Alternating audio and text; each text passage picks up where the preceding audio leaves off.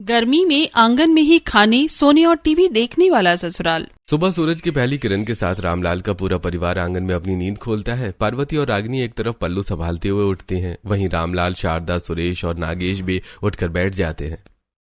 भाई कल रात आंगन में टीवी देखते देखते कब नींद आ गई पता ही नहीं चला। हाँ दादाजी, कल रात को पिक्चर तो बड़ी अच्छी थी। आप लोग उठिए, हम बिस्तर हटाकर खाना बनाना शुरू कर देते हैं। रामलाल का पूरा परिवार उठकर घर के बीच बने आंगन से बाहर निकलता है। पार्वती और रागिनी आंगन की साफ सफाई करके नहाकर तैयार होती हैं। मिट्टी के चूल्हे पर खाना बनाना शुरू करती हैं। हम दोनों अपने खेत जा रहे हैं। जी खाना बन गया है, 2 कौर खाकर फिर जाइए। नहीं, हम पहले अपने खेत में काम कर लें, उसके बाद खाएंगे। बापूजी, माँ जी आप नाश्ता कर लीजिए। हाँ, बहुत जोर की भूख लगी है। मैं आंगन में टीवी लगाता हूँ, तब तक तुम खाना परोसो। इतना कहकर रामलाल घर के अंदर से एक टीवी लेकर आता है और आंगन में लगाकर शारदा और बहुओं के साथ बैठकर टीवी देखते हुए खाना खाने लगता है। ऐसी रात होती है, आंगन में टीवी लगा होता है। पूरा परिवार और पड़ोसी अपने बच्चों के साथ आंगन में बैठकर टीवी देख रहे होते हैं। अरे वाह रामलाल, क्या पिक्चर लगाई है, इतनी सुंदर हीरोइन है, मन करता है गब्बर की जगह मैं इसे लेकर भाग जाऊं। अरे हरिया, जरा संभल कर भागना, कहीं तेरी धोती तेरे पाँव में न फंस जाए, वरना बचे हुए तेरे 2 दांत भी टूट जाएंगे। अरे विमला बहन, हरिया का काम करते हुए फिसल कर गिर सकता है, पर जब बात हेमा मालिनी की हो तो मजाल है कि वो तस से मस हो जाए। इतनी तेज गर्मी में भी भट्टी में कूद जाए उसके लिए। अजी आप कौन से दूध के धुले हुए हैं, अच्छा खासा सास बहू का धारावाहिक देख रहे थे, पर नहीं, आपको तो हेमा मालिनी की पिक्चर देखनी है। हमारे सास ससुर चाहे जितने बूढ़े हो जाएं, मस्ती इनके अंदर से खत्म नहीं होने वाली। यही मस्ती तो हमारे बच्चों में है, इसी मस्ती की बदौलत पूरा गांव खुशहाल है। ऐसी रात होती है, पूरा परिवार आंगन में पड़ोसी के साथ टीवी देखते हुए खाना खा रहा होता है। शारदा के आंगन में जिसे जितना टीवी देखना है देख लो, और फिर कुछ दिनों तक आंगन में टीवी देखने का मौका नहीं मिलेगा। अरे बच्चों, शोर मत मचाओ। क्या हुआ रामलाल, विमला ऐसे क्यों कह रही है? अरे भाई, रामलाल जी का पूरा परिवार गर्मियों में शहर जो जा रहा है। ले रामलाल, कर दिया ना बेवकूफी। अरे गर्मियों में शहर से लोग गांव आते हैं, तू गांव छोड़ के शहर जा रहा है। अरे कोई नियम बना है क्या कि शहर से ही गांव लोग आएंगे? गांव के लोग भी तो छुट्टी मनाएंगे। अरे तुझे तो पता है, शहर में मेरा छोटा भाई रहता है, उसी के घर जा रहे हैं हम सभी लोग। अरे मैंने तो सुना है शहर में हर चीज की व्यवस्था है, और एसी में लोग टीवी देखते हैं, खाते हैं, सोते हैं। भाई मैं तो आराम से एसी में सोऊंगा, टीवी देखूंगा और खाऊंगा। शहर में एसी के मीठे सपने देखते हुए पूरा परिवार टीवी देखते हुए अपने आंगन खाट लगाकर सो जाता है। ऐसी रात बीतती है। अगली सुबह टीवी घर में रखकर पूरा परिवार अपने अपने पोटलियों के साथ तैयार होता है और गांव से विदा लेकर शहर के लिए रवाना होता है। अगली सुबह पूरा परिवार शहर के रेलवे स्टेशन पर होता है, जहां नीलेश और अखिलेश अपने चाचा के परिवार को लेने आए होते हैं। अरे अखिलेश, ये चाचा जी कौन से लुक में आए हैं? भैया, चाचा जी को कम से कम एक सूटकेस तो लेके आना चाहिए था, ये पोटलियां बांध कर क्यों लेकर आए हैं? अरे भाई, जैसे भी आए हैं इन्हें लेकर घर चलो, देखो सभी नहीं देख रहे हैं।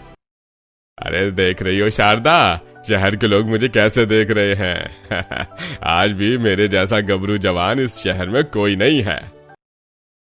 चाचा, गबरू जवान तो हैं, पर यह पोटलियों वाला सिलसिला नहीं करना चाहिए था। ये किस जमाने के लोग आए हैं पोटलियां बांधकर, अब न जाने शहर का क्या हाल होगा। आसपास के लोग रामलाल और परिवार का सीधा साधा देहाती पहनावा और हाथों में पोटलियां देखकर मजाक उड़ाने लगते हैं।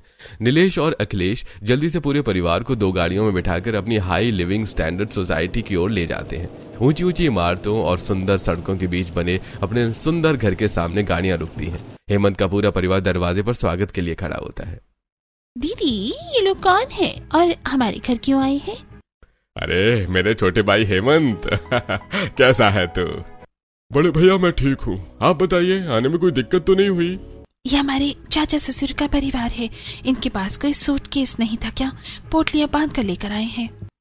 अब लगे कि मेरी क्लास जेठानी जी की नजर बहुओं के कपड़ों पर पड़ गई है। देवरानी जी, शहर आकर अपनी बहुओं को हमारी सभ्यता सिखाना भूल गई हो क्या? ये कैसे ऊटपटांग कपड़े पहने हैं, समझ नहीं है क्या? ताऊ ससुर आ रहे हैं, कुछ ढंग के कपड़े पहन लेते। जेठानी जी, मैं बहू को कहूंगी कि ढंग के कपड़े पहनने के लिए। हमारे कपड़ों में क्या खराबी है, जरा खुद के कपड़े देखिए, धोती कुर्ता पहन कर आए हैं। जेठानी जी, बाकी बातें हम घर में बैठकर करेंगे, बाहर बहुत गर्मी है, तेज धूप है, आइए अंदर चलते हैं। देवरानी जी, लगता है आप भी शहर आकर गाँव की परंपरा भूल गई हैं। ये कौन तरीका होता है बाहर आकर लोगों का स्वागत करने का? बहुओं, जाओ आरती की थाली लेकर आओ और अपने ससुर और सभी की आरती और नजर उतारो। क्या आरती उतारो, नजर उतारो? ये नजर वजर क्या होती है और आरती क्यों उतारनी है? बहुत कुछ बातें माननी पड़ती हैं।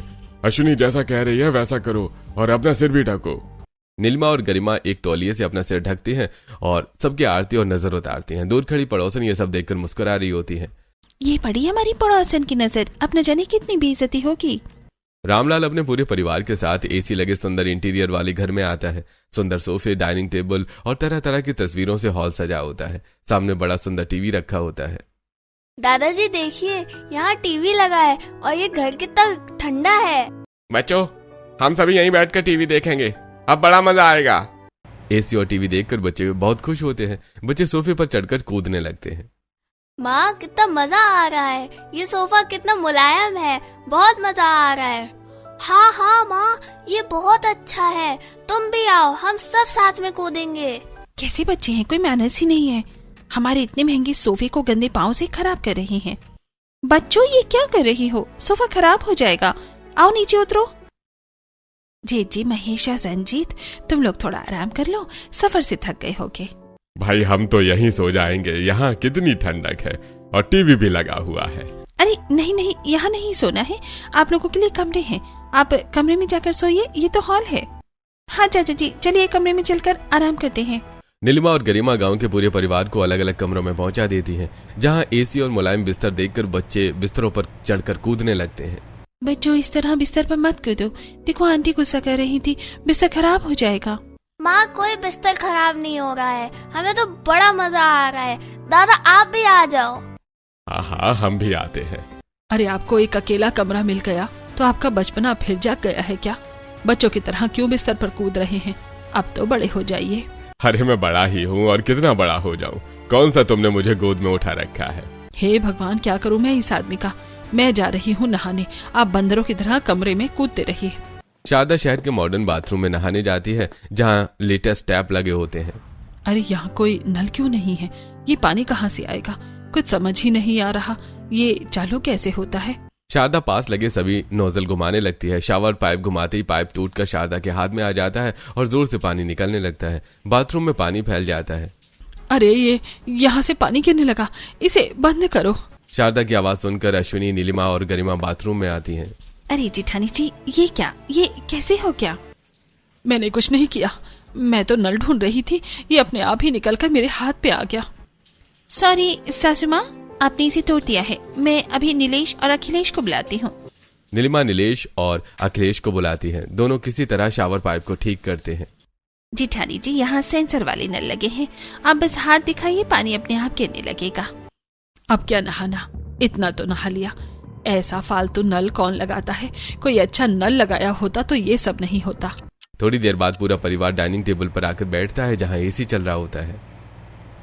अरे बहू, सभी को खाना परोसो। हाँ, जल्दी खाना लेकर आओ, बहुत भूख लगी है। नीलिमा और गरिमा किचन में आती हैं और दाल, चावल और अचार के साथ सुंदर प्लेट सजाकर सभी को डाइनिंग टेबल पर परोसती हैं। खाना आते ही रामलाल, महेश और रंजीत अपने गांव के स्टाइल में कुर्सी पर टांग मोड़कर बैठ जाते हैं। नीलिमा दीदी, ये कौन सा तरीका है बैठकर खाने का? इतना अच्छा चेयर है और ये लोग टांग मोड़कर बैठ गए हैं। ये देहाती लोग हैं, ऐसे ही बैठकर खाएंगे, जैसे बैठते हैं बैठने दो। आप दोनों भी बैठ जाइए, साथ में खाना खा लीजिए। अरे नहीं, हम अपने ससुर के साथ खाना कैसे खा सकते हैं? आप लोग खा लीजिए, फिर हम खाएंगे। ये लोग कितने आउटडेटेड बातें करती हैं। आप लोग खाना शुरू कीजिए। रामलाल, महेश और रंजीत दाल चावल में रोटी के टुकड़े डालकर सब्जी मिलाकर हाथों से सानकर बड़े बड़े कौर खाने लगते हैं। बच्चे भी उसी तरह से खाने लगते हैं। ये किस तरह खा रहे हैं ये लोग, कितना गंदा लग रहा है। ये क्या तरीका हुआ खाने का? रामलाल के परिवार के खाने की तारीखे को देखकर नीलिमा और गरिमा अपने बच्चे सूरज और विक्रम और अश्विनी के साथ किचन में चली जाती है। बहू, तुम इस तरह मुंह बनाकर क्यों चली आई? बच्चों को लेकर उन्हें कितना बुरा लगा होगा। दादी, वो लोग कितने गंदे तरीके से खाना खा रहे थे, ऐसे कौन खाता है? मम्मी जी, हमने इतनी सुंदर प्लेट सजाई थी उनके लिए। हमारे घर में दोपहर के वक्त कोई दाल चावल रोटी सब्जी नहीं खाता, फिर भी हमने बनाया और उन्होंने क्या किया, सब चीजें मिलाकर जानवरों की तरह खाने लगे। तभी हेमंत किचन में आता है और बहुओं की बात सुन लेता है। बहू, ये क्या कह रही हो तुम? पापा जी, क्या गलत कह रहे हैं हम? ये लोग जानवरों की तरह क्यों खा रहे हैं? अच्छे से बैठकर भी तो खा सकते हैं। बहू, नाराज मत हो, भैया के खाने का यही तरीका है। वो लोग बड़े बड़े निवाले खाते हैं और सारा खाना एक साथ ही खाते हैं, इसलिए ऐसे खा रहे हैं। हेमंत बहुओं को समझाता है। बहुओं का गुस्सा थोड़ा ठंडा होता है। ऐसी दोपहर बीतती है। शाम के वक्त रामलाल हेमंत से हॉल की टीवी चलवाकर पूरे परिवार के साथ सोफे पर बैठ जाता है। पापा मम्मी, कितनी अच्छी पिक्चर है। यहाँ कितनी ठंडी हवा चल रही है, मजा आ रहा है। अरे मजा तो आ रहा है, पर गर्मा गर्म पकौड़े होते चाय के साथ तो और मजा आता। अच्छा, तो गर्मा गर्म पकौड़े बन ही जाते हैं? बहू, जरा सभी के लिए पकौड़े और चाय बना दो। हेमंत के कहने पर नीलिमा और गरिमा रसोई में आकर सभी के लिए चाय और पकौड़े बनाने लगती हैं। कैसे मेहमान आ गए हमारी गर्मियों की छुट्टी में। जब से आए हैं तब से परेशान कर रखा है। पहले इनके बच्चे सोफा गंदे करने लगे, फिर सासू माँ ने हमारा महंगा टेप तोड़ दिया, फिर जानवरों की तरह खाना खा रहे थे। अब न जाने चाय पकौड़े कैसे खाएंगे। ये लोग इतने कवाल लग रहे हैं, कहीं चाय में पकौड़े डुबोकर न खाने लगे। नीलिमा और गरिमा चाय पकौड़े बनाकर हॉल में टीवी देख रहे गांव के परिवार को देती हैं। बच्चे सोफे पर बैठकर बिस्किट खाते हुए टुकड़े गिराने लगते हैं। वहीं रामलाल का परिवार मुंह में पकौड़े भरकर बातें करने लगता है। अरे भाई वाह, क्या पिक्चर है, मजा आ गया। अरे हाँ, ये मेरा फेवरेट है। बहुत अच्छा पिक्चर बनाता है ये हीरो। अरे भैया, ये कौन हीरो है? अरे हीरो तो हमारे जमाने में हुआ करते थे, अमिताभ बच्चन लंबी लंबी छलांगे मारा करता था। छी, ये लोग किस तरह से बातें कर रहे हैं? ऐसे कौन मुंह में खाना भरकर बात करता है? कितना गंदा लग रहा है। अरे गरिमा, विक्रम और सूरज को यहाँ से लेकर जाओ। न जाने क्या सीखेंगे इन लोगों से, कहीं ये भी खाते वक्त ऐसे ही बात न करने लगे। मम्मी जी, क्या इन्होंने पहली बार टीवी देखा है? ऐसे टीवी कौन देखता है? आजकल इतने पुराने पिक्चर कौन देखता है? कितने आउटडेटेड लोग हैं ये। नीलेश, नीलिमा, सूरज, अखिलेश, गरिमा और विक्रम मुंह बनाकर अपने कमरे की तरफ निकल जाते हैं। वहीं हेमंत चिंतित होकर सभी को देखता है। अरे अभी तो बड़े भैया का परिवार आया है, अब न जाने आगे क्या क्या होगा। ऐसी रात होती है। रामलाल अपने बेटे और पोतों के साथ हॉल में एसी के सामने बैठा टीवी देख रहा होता है। अरे बड़े भैया, शारदा भाभी, आप लोग डाइनिंग टेबल पर बैठिए, मैं बहुओं से खाना परोसने के लिए कहता हूँ, रात हो गई है।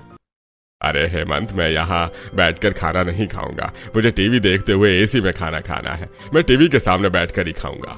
हे भगवान, डाइनिंग टेबल पर इन्होंने कितना गंदा तरीके से खाया था। अब ये लोग सोफे पर एसी में टीवी देखते हुए खाना खाएंगे, न जाने कितनी गंदगी फैलाएंगे। नीलिमा और गरिमा अश्विनी को इशारा करके किचन में लेकर आती हैं। बहू, मुझे पता है तुम मुझे क्या कहने के लिए लेकर आई हो। मामी जी, चाहे कुछ भी हो जाए, उन्हें एसी में खाना खाना है तो डाइनिंग टेबल पर बैठकर खाए ना, पर टीवी देखते हुए सोफे पर बैठकर खाना नहीं खाने देंगे हम। पूरा सोफा गंदा कर देंगे ये। मम्मी जी, आपने देखा था ना, शाम को जब वो पकौड़े खा रहे थे तब उन्होंने सोफे का क्या हाल किया था। हमें वैक्यूम क्लीनर से सोफा साफ करना पड़ा। अगर इन्होंने खाना खाया तो हमें सोफा फेंकना पड़ेगा। हेमंत किचन के बाहर खड़ा होकर सारी बातें सुनता है और फिर किचन में आता है। पापा जी, आपने सुना है ना, आपके बड़े भाई ने क्या कहा? वो सोफे पर बैठकर खाना खाना चाहते हैं। हम अभी जाकर उन्हें मना कर देते हैं। अरे नहीं नहीं बबुआ, ऐसा मत करना। वो मेरे बड़े भैया का परिवार है, पहली बार गांव से शहर आया है। उन्हें जैसा कहना है वैसा रहने दो, करने दो। बस कुछ दिनों की बात है, थोड़ा समझो। हेमंत के कहने पर अश्विनी, नीलिमा और गरिमा रामलाल के परिवार को सोफे पर खाना परोसने के लिए मान जाती हैं। वहीं पार्वती और रागिनी किचन में आती हैं। आप लोग किचन में क्यों आई हैं? हम आपकी मदद करने आए हैं। नहीं नहीं, हमें आपकी कोई मदद की जरूरत नहीं है, हम खुद कर लेंगे। अरे ऐसा क्यों कह रही हैं? हमें भी मदद करने दीजिए, जब से आए हैं तब से बैठे ही तो हैं। अच्छा, यहाँ इतनी सारी चीजें हैं, इनका इस्तेमाल क्या है? ये मिक्सर है मसाला पीसने के लिए, ओवन है खाना गर्म करने के लिए, और ये बाकी छोटे कामों के लिए है। आपको जब ये सब नहीं पता तो हमारी मदद कैसे करेंगे? हमें जो काम आता है हम वो कर देंगे। अगर कुछ पूछना होगा तो आपसे पूछ लेंगे। पार्वती और रागिनी जबरदस्ती नीलिमा और गरिमा के कामों में हाथ बटाने लगती हैं। पूरा खाना तैयार होता है और नीलिमा, गरिमा, पार्वती और रागिनी सोफे पर सबको खाना परोसती है। महेश और रंजीत सोफे पर बैठ जाते हैं और बच्चे जमीन पर बैठकर सारा खाना एक साथ मिलाकर दोपहर की तरह खाने लगते हैं। मुझे यही उम्मीद थी कि ये लोग अपनी आदत नहीं बदलेंगे। भैया थोड़ा आराम से खाइए, क्या हड़बड़ी है, छोटे छोटे कौर खाइए। अरे छोटे छोटे कौर कौन खाए? जब मुंह में इतना आता है तो इतना ही खाऊंगा, तुम भी खाओ। यह क्या लड़कियों की तरह छोटे छोटे कौर खा रहे हो? इतना कहकर रामलाल अपने हाथ में बड़ा निवाला बनाता है और हेमंत के मुंह में डाल देता है। वहीं पास बैठे सूरज और विक्रम के मुंह में भी बड़े निवाले भर देता है। मम्मी मैं कैसे खाऊं, मेरा तो मुंह ही नहीं चल रहा। सूरज और विक्रम का मुंह भर जाता है और दोनों खाना चबा नहीं पाते। तभी अखिलेश आगे बढ़कर दोनों को पानी पिलाकर खाना निकलवाता है। नहीं खाना हमें आप लोगों के साथ, हम अपने कमरे में जा रहे हैं। इतना बड़ा बड़ा निवाला कौन खाता है? बच्चे नाराज होकर अपने कमरे में चले जाते हैं। कैसे छुई मुई बच्चे हैं, इतने में ही परेशान हो गए। हमारे सुरेश और नागेश देखो कितने मजबूत हैं। भाई मेरा पेट भर गया, मुझे नींद आ रही है, मेरा बिस्तर लगा दो, मैं यहीं सो जाऊंगा। अरे यानी सोना है, तुम लोग अपने कमरे में जाकर सो, वहां भी एसी लगा है। अरे वहां टीवी नहीं लगा है ना। भैया हॉल में नहीं सोते, आप कमरे में जाइए, वहां एसी है, बहुत ठंडक मिलेगी। रामलाल का पूरा परिवार अपने अपने कमरों में जाकर एसी चलाकर सो जाता है। कुछ देर में सभी करवटें बदलने लगते हैं। ऐसे कुछ दिन बीतते हैं। एक दोपहर रामलाल अपने कमरे में एसी चलाकर सो रहा होता है और अचानक उठकर खिड़की के पास आ जाता है। अरे भाई मुझे नींद नहीं आ रही है। गांव में खाना खाने के बाद कितनी अच्छी नींद आती थी, यहाँ तो घुटन सी हो रही है। हमें आदत नहीं है, इस एसी में नींद नहीं आ रही है, चलिए बाहर चलते हैं। रामलाल अपने कमरे से बाहर निकलता है। वहीं बाकी परिवार भी अपने अपने कमरों से निकलकर हॉल में आ जाता है। क्या पिताजी आपको भी नींद नहीं आ रही थी? हाँ मुझे भी नहीं आ रही थी। कुछ दिन तो एसी में करवटें बदलते हुए नींद आती थी, अब तो बिल्कुल भी नहीं। चलो यहीं बैठकर टीवी देखते हैं। पूरा परिवार साथ बैठकर टीवी देखने लगता है। थोड़ी देर में सबका मन भटकने लगता है।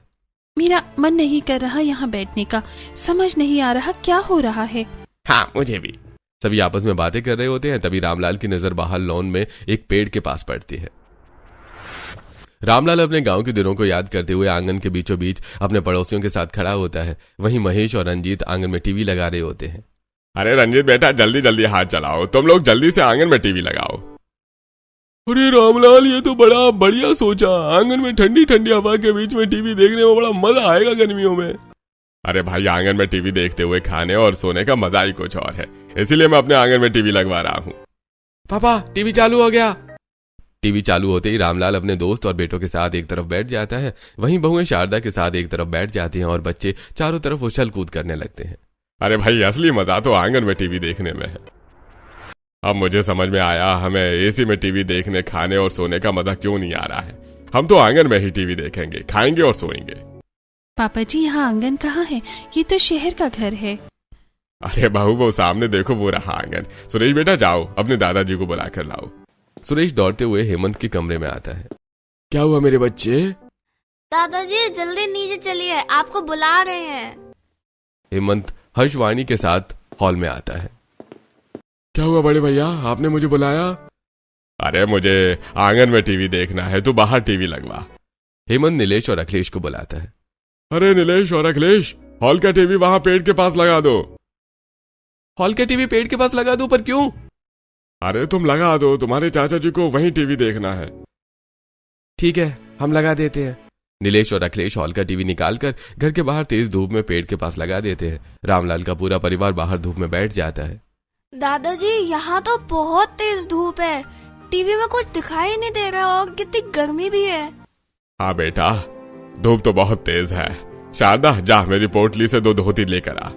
रामलाल शारदा से 2 धोती मंगवाता है और एक डंडे के सहारे घर के लॉन में तंबू बनाकर पूरा परिवार अंदर बैठकर टीवी देखने लगता है। पड़ोसी अपनी बालकनी से ये सब देख रहे होते हैं और नीलिमा और गरिमा भी बालकनी में आ जाती हैं। अब इन्होंने क्या ड्रामा शुरू कर दिया? अरे नीलिमा, गरिमा तुमने बताया नहीं कि तुमने टाइम मशीन की खोज कर ली है। Time machine? हमने कोई टाइम मशीन की खोज नहीं की। अगर टाइम मशीन नहीं बनाई तो ये 19वीं सदी के लोग कहाँ से ले आई हो तुम? पहले पोटली लेकर आई, फिर तुम इनकी नजर उतार रही थी और अब धोती का टेंट बनाकर तुम्हारे लॉन में टीवी देख रहे हैं। नीलिमा दीदी, हम पापा जी के कहने पर कुछ नहीं बोल रहे हैं, पर अब इन्होंने लिमिट क्रॉस कर दी है। पूरी सोसाइटी में हमारा मजाक बन रहा है। हम बोल भी तो नहीं सकते, मेहमान हैं, ऊपर से पापा जी के इमोशन जुड़े हैं।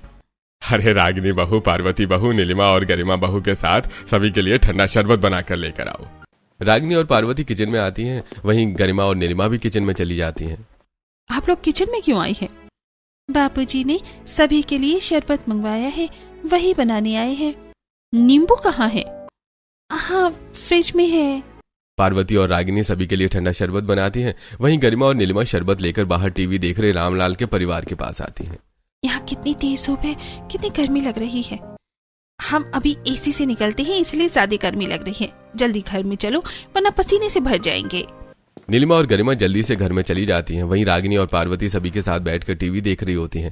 ऐसे ही दोपहर के खाने का वक्त होता है। रागिनी और पार्वती किचन में आकर सभी के लिए खाना बनाने लगती हैं। आप लोग खाना क्यों बना रही हैं? हम बना लेंगे।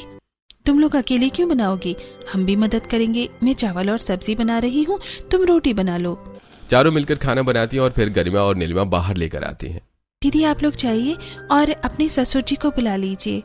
बाबूजी बाहर बैठकर ही खाना खाएंगे। सारा खाना लेकर बाहर चलो। बाहर बैठकर खाना खाएंगे? क्यों? हम सभी आंगन में टीवी देखते हुए ही खाना खाते हैं, इसीलिए बाबूजी ने बाहर खाना मंगवाया है। चारों तेज धूप में खाना लेकर बाहर आती हैं। रागिनी बहू, चलो तुम भी बैठ जाओ। क्यों मेहनत कर रही हो? तुम छुट्टियां मनाने आई हो। अरे खाना तो ठीक है, मुझे थोड़ा सलाद चाहिए। बहू जाओ, सभी के लिए सलाद बना कर लाओ। गरिमा किचन में जाती है और सलाद लेकर बाहर आती है। बार बार किचन और लॉन के बीच आना जाना शुरू हो जाता है, जिससे सभी परेशान हो जाते हैं। अरे वाह, बहुत अच्छे से खाना खिलाया, पेट भर गया। अब मुझे अच्छी नींद आएगी, मैं सोने जा रहा हूँ। रामलाल अपने बेटों के साथ लॉन में एक तरफ सो जाता है। वहीं सुरेश और नागेश चारों तरफ खेलते रहते हैं। ऐसे कुछ दिन बीतते हैं। एक रात रामलाल लॉन में बैठकर टीवी देख रहा होता है। अरे ये कैसे लोग हैं, एसी छोड़कर बाहर बैठकर टीवी देख रहे हैं। दोपहर में भी यही खाना खा रहे थे। क्या पता यहीं सो भी जाएं। ये नीलम और गरिमा के घर आए हुए लोग हैं, कुछ भी कर सकते हैं। रामलाल अपने पूरे परिवार को साथ बिठाकर टीवी देखने लगता है और जैसी रात होती है सभी को खुले आसमान के नीचे खाना खिलाता है। हम एसी छोड़कर बाहर क्यों बैठे हैं? अंदर एसी में खाना खाते हैं, वहाँ बिल्कुल गर्मी नहीं लगती। आप लोग हमें बाहर क्यों लेकर आए हैं? बच्चों, आंगन में बैठकर खाना खाने का मजा घर के अंदर नहीं है। यहाँ सभी साथ बैठकर खाते हैं। ऐसी रात होती है। रामलाल का परिवार नीलिमा और गरिमा से आंगन में बिस्तर लगवाकर टीवी देखते हुए सो जाता है। ऐसे कुछ दिन बीतते हैं। एक दिन चारों बहुएं सब्जी मंडी आई होती हैं। भैया, ये आलू कितने के दिए? 40 रुपए किलो आलू। क्या 40 रुपए किलो? उल्लू बना रही हो क्या? हमें पता है 30 रुपए किलो दाम है, 40 क्यों लगा रहे हो? आप लोग सब्जी वाले से बार्गेनिंग क्यों कर रहे हैं? हम बार्गेनिंग नहीं करते, जितना कह रहा है उतना दे दीजिए। अरे क्यों? वो ज्यादा पैसे मांग रहा है। पूरा परिवार गवारू जैसी हरकत करता है और यहाँ आकर हमारी बेइज्जती करवा रहे हैं। जितना कहते हैं उतने में सब्जियां ले लीजिए।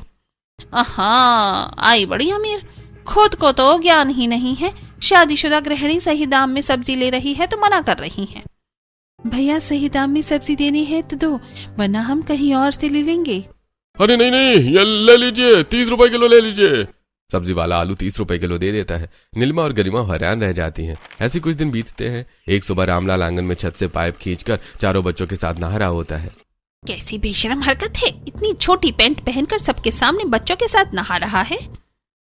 पापा जी, इन्हें रोकिए, ये क्या बेशर्मी कर रही हैं? पूरा लॉन कीचड़ से भर दिया है। हेमंत तुरंत रामलाल के पास टॉवल लेकर आता है और उसे लपेट कर अंदर खींच कर ले जाता है। अरे क्या हुआ हेमंत, मैं तो अच्छे से नहा रहा था। भैया, ये सब क्या कर रहे थे? शहर में ऐसा नहीं करते, सब देख रहे थे, लोग बुरा मान रहे थे। अरे गलती हो गई भाई, हमें नहीं पता था। गांव में तो ऐसे ही नहाते हैं। ऐसे कुछ दिन बीतते हैं। रामलाल का परिवार आंगन में टीवी, खाना और सोने के आदी हो जाता है। तभी एक दिन, हम लोग इतने दिन से शहर में आए हुए हैं, हमें कहीं घुमाने ही नहीं ले गए। बच्चे, कल तुम्हें अच्छी जगह घुमाने ले जाएंगे।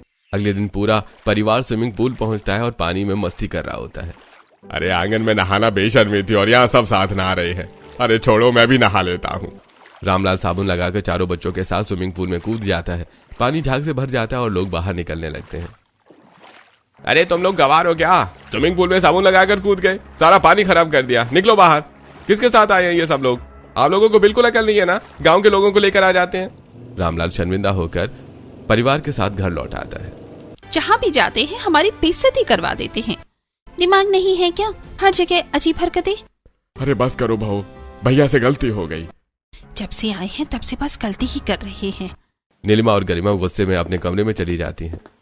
बड़े भैया, मेरी बहू की बात का बुरा मत मानना, वो बस थोड़ी गुस्से में है। वो आपकी बेइज्जती नहीं करना चाहती थी। रामलाल हल्के मन से सामने बैठा होता है और शांत भाव से जवाब देता है। अरे छोटे भाई, मैं समझ सकता हूँ, हमारी वजह से उनकी बदनामी हुई है, बुरा तो उन्हें लगेगा ही। कोई बात नहीं, मुझे उनकी बातों का कोई बुरा नहीं लगा। शारदा मुस्कुराते हुए और थोड़े विनम्र भाव से बीच में बोलती है।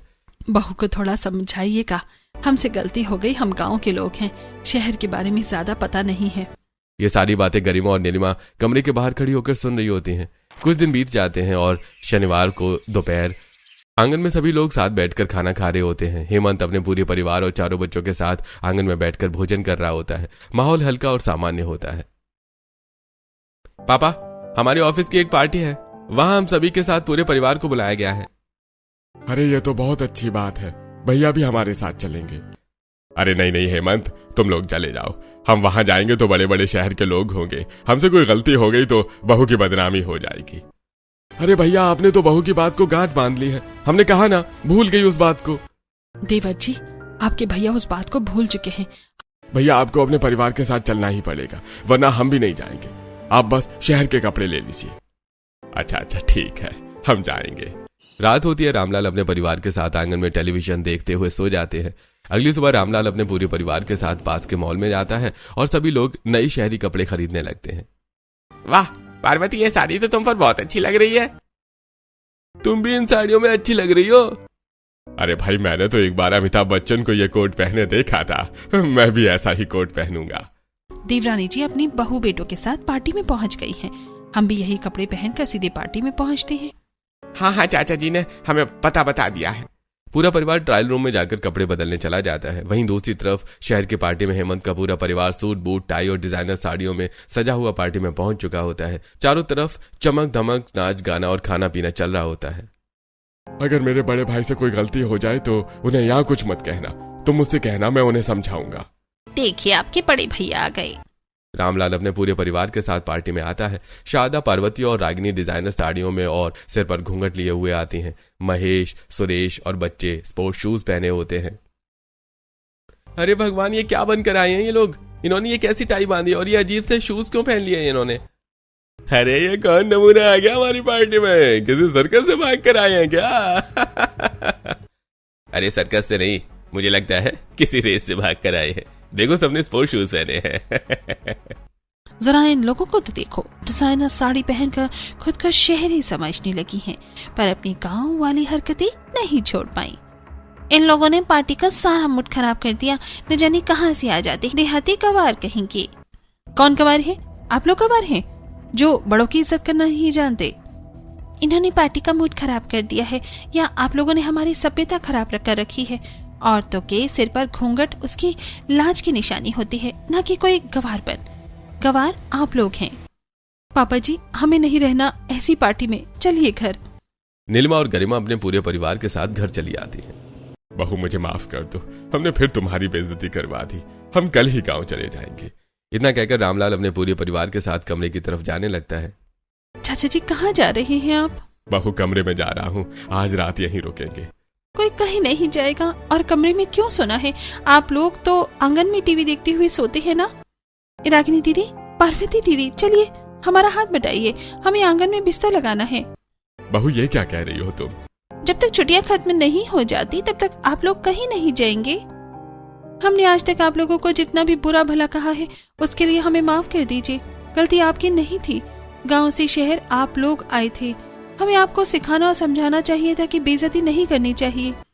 आप लोगों के एसी छोड़ने, आंगन में टीवी देखने, खाने पीने, सोने के साथ रहने से हमारे बच्चों में काफी बदलाव आया है। बहू, बदलाव? कैसा बदलाव? पापा जी, पहले सभी आंगन में चलिए, फिर हम बात करते हैं। पूरा परिवार आंगन में आता है और चारों बहुएं मिलकर बिस्तर लगाते हैं और सभी एक साथ बैठकर टीवी देखने लगते हैं। तभी चारों बच्चे टीवी में चल रहे एक्शन की नकल करने लगते हैं। देख, मैं इस हीरो की तरह लात मार सकता हूँ। मैं भी इस तरह कर सकता हूँ। मैं तो इसकी तरह गुलाटी भी मार सकता हूँ। अरे मेरे ही पोते हैं जो दिन भर अपने कमरे में बैठे रहते थे, गेम खेलते थे। कल रात हमने अपने बच्चों को देखा, वो अपने कमरे को छोड़कर बाहर आंगन में आपसे कहानियां सुन रहे थे। मेरे बच्चे बगीचे में खेल रहे थे। हमें याद नहीं था कि हमने इन्हें आखिरी बार कब ऐसे दौड़ते हुए देखा था।